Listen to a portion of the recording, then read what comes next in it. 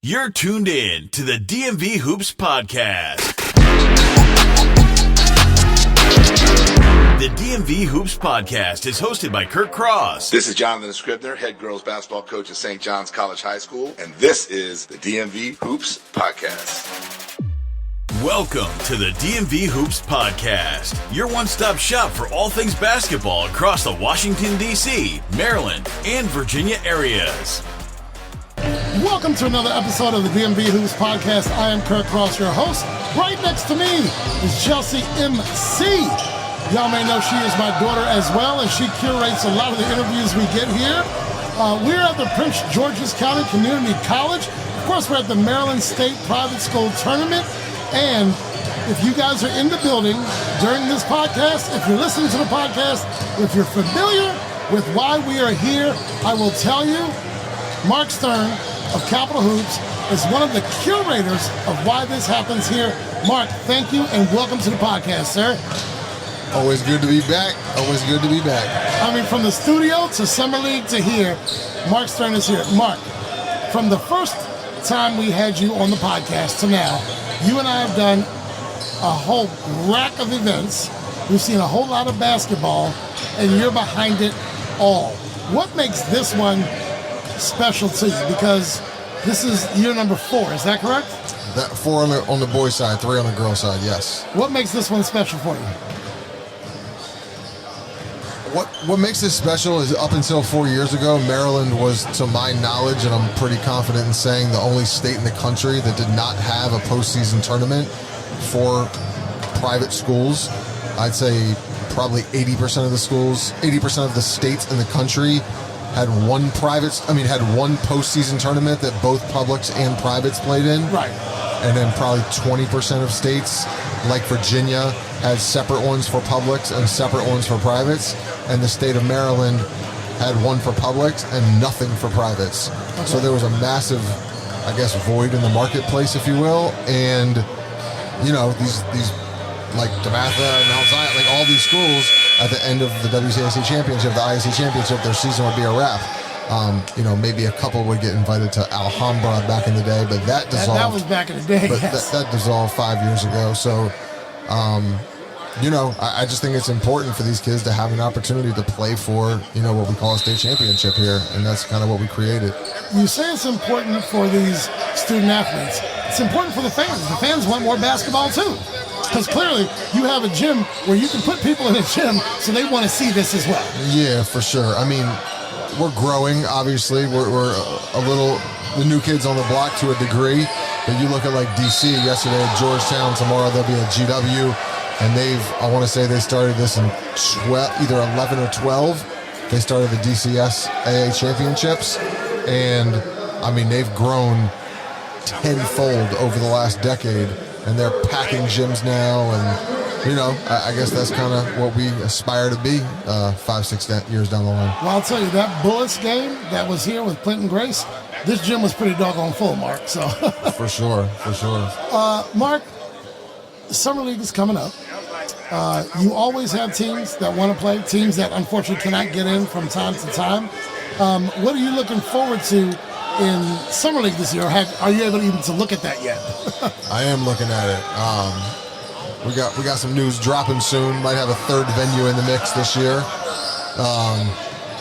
But we got a long waiting list. I want to say, last I looked earlier today, I think there was 23 teams on the waiting list. Right. It's exciting. It's a hell of an undertaking, I'll tell you that. It is. We got a lot of interns to hire. We got a lot of. I mean, it's like it's a heck of a lot of work putting these things together. Part of me is looking forward to it. Part of me is definitely not looking forward to it. But kind of comes with the territory these days.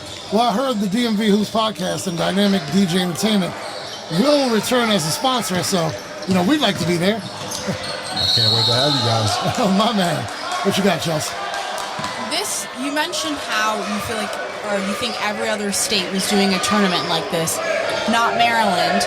And we were, my dad and I were kind of talking about something similar to that, which is DC has their DC state title where Maryland public or DC public and private schools play each other, and Maryland doesn't have that.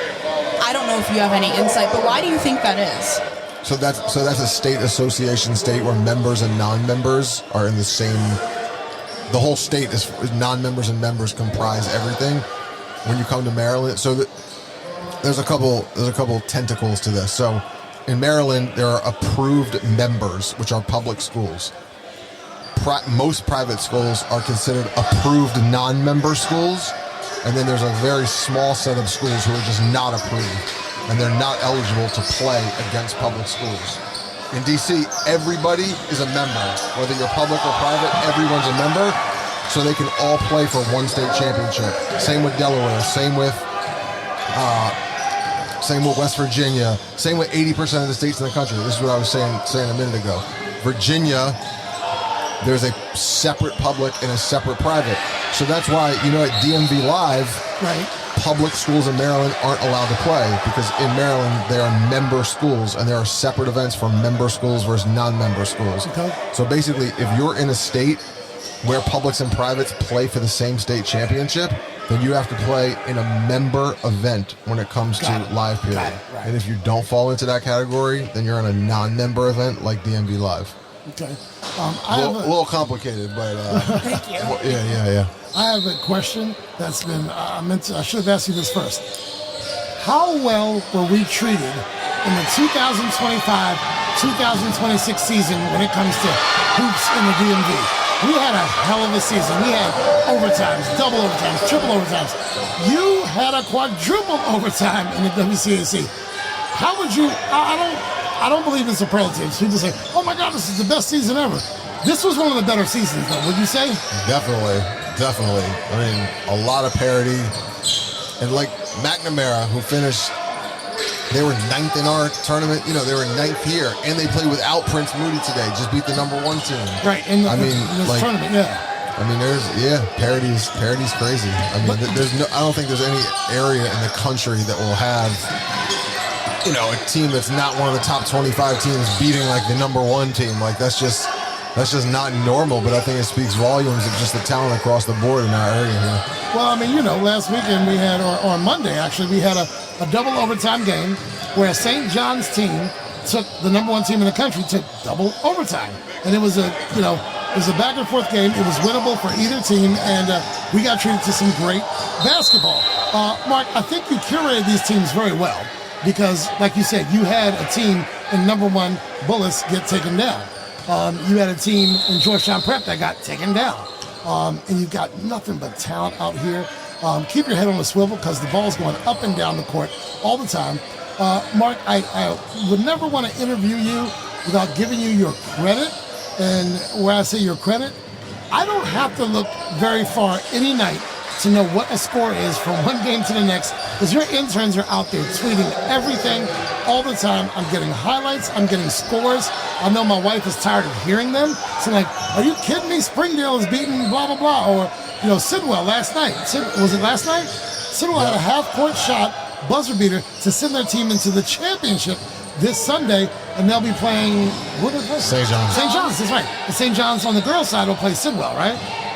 Not sure. Yeah, Sidwell beat Coolidge. Okay. Sidwell beat Coolidge. And Coolidge has got a great program down there. They've done very well this year. Mark, what do you want people to know about Capital Hoops and what it takes to put these things together and where their interest level should be in DMV Hoops? I don't think I need to let them know anything. I think the product speaks for itself. And, if you're paying attention to DMV Hoops, you're probably familiar with what we got going on here. I mean, we got a great team behind us, a lot of people who are real kind of loyal and, dedicated to making this thing go. We're building every year and trying to do the best we can and put together the best platform we possibly can for everyone, for fans, for media, for obviously the players, and their schools and communities. So that's kind of the driving force behind all of this. Well, I will tell you, you made the media experience very easy. The fact that I have like a media background makes me really kind of think about media maybe a little bit more than the traditional event operator. Mm-hmm. I want to make sure that Well, you make sure we're able to get out here and expose the product. For sure. You're definitely doing that. So we appreciate that. You had a spot for us here today. We got here, we checked in easy, we got our wristbands, and we are front and center for some great basketball. We got, who do we got next? DeMatha versus... Glenelg Country. Oh, Glenelg Country Day. They always have 7-footers over there. It's not Glenelg Country Day, just Glenelg Country. They dropped the day? Don't get it twisted. They never had the day, unlike most people think. I always You're thinking of Detroit Country Day where Chris Webber went. A lot of people just assume the country and assume the day comes after it, but... Did I just get corrected on the podcast? Absolutely. Oh, my goodness. Glenelg Country. No, I did think it was Glenelg Country Day. I really did. But clearly I'm wrong. So Glenelg Country versus DeMatha will be the next game. They still got 7-footers over there? No, they do not. I got a really good, like, 6'10", 6'9", 6'10". Well, I mean, I got the 7-foot kid, he's not there anymore. They've had 7-foot kids for the last 20 years. That's what I'm saying. Not this year. All right, well, we're going to see some good basketball in a moment. I saw Linos here, but I didn't get offered any Linos, Chelsea. What's up with that? I'm confused about No, that. I packed my lunch. Mark always treats us well, so I don't want to put that out there that he doesn't. Mark, we appreciate being brought into the fold. We appreciate the relationship we developed last year. Excuse me. In Summer League. You do remember, what was it, 7, 8 years ago, you had me call like some semifinal games at DeMatha. That was the first time we worked together. For Summer League? Yeah. Yeah. You don't even remember. I thought you meant for this. No. The Summer League. We got a lot of semifinals going on in different facets. So we appreciate you bringing us into Summer League. Yeah, Mayhem, for sure. For all the events. We're here for this. I didn't get here last year. Actually, last year this time we were on a cruise. Yeah, we were. I think when this happened. So I couldn't do it. You did call, but we'll be there for Summer League. Yeah, I can't wait to have you guys, doing the same thing you did last year, checking in with everybody, getting kids' thoughts and the random people in the crowds who have had big names in yesteryear. It's always a nice little setup you guys have. No, we had Walt Williams earlier, so I appreciate Crossland's finest. Yes, the Wizard. We had him on the show earlier. Mark, we want to thank you. You got to get back to work, I'm sure, because things don't stop here. Next week, you got Tuesday and Friday coming up, right? We got Monday, Tuesday, Wednesday, and Friday. Well, you know what? Because I can't make Monday and Wednesday, so I'm skipping those. I'm skipping the girls. I got daddy-daughter. My daughter's a senior. We have a daddy-daughter dinner, on Wednesday, so I can't do that. And what is it tomorrow? What's your excuse for Monday? I'm trying to think. What do I have on my schedule? Go ahead, make one up real quick. Maybe it's fajita night. I don't know. 2 for $1 at Taco Bell. No, my wife is making them. We're making homemade fajitas. I'm looking at my calendar right now. There's got to be something. Oh, all the independent schools announced their acceptances, and I got a bunch of those. I've got at least 4 of those this week I have to show up at. I'm on the parent board. I got to do something besides basketball, sir. Maybe we'll buy that one. We got Landon baseball versus Spalding. I got that as well. That's a 4 o'clock game on Monday. So I got stuff I got to do. My cat turns 3 1/3 on Monday. I might have to skip the tournament that day. He's saying that's how paper thin my excuse is. Wow. How's the family, Mark? It's great. I didn't see the boy. The boy hadn't come out to any games. What's up with that? The tournament is young.